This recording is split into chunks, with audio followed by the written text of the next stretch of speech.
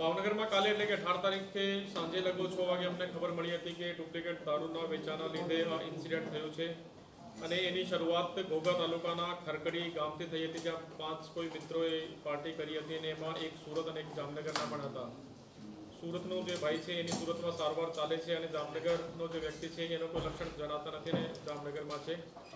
હાલમાં અત્યારે પછી બીજા ગામોના લોકો પણ અફેક્ટ થયા અને ટોટલ 22 લોકો અસરગ્રસ્ત થયા છે, જે પૈકી 18 લોકો સારવાર હેઠળ છે અને બાકી 4 લોકોની મૃત્યુ થઈ છે.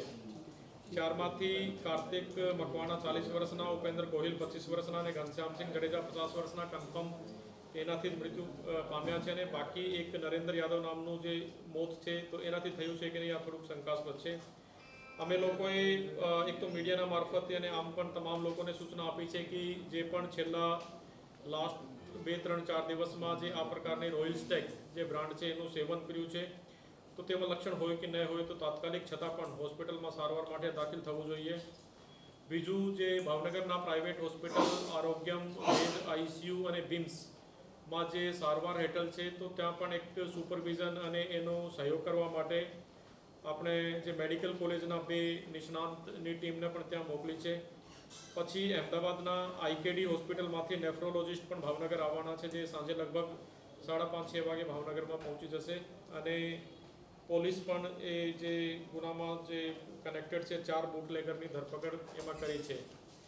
અને જેમ હું તમને કીધું કે 18 લોકો સારવાર હેઠળ છે.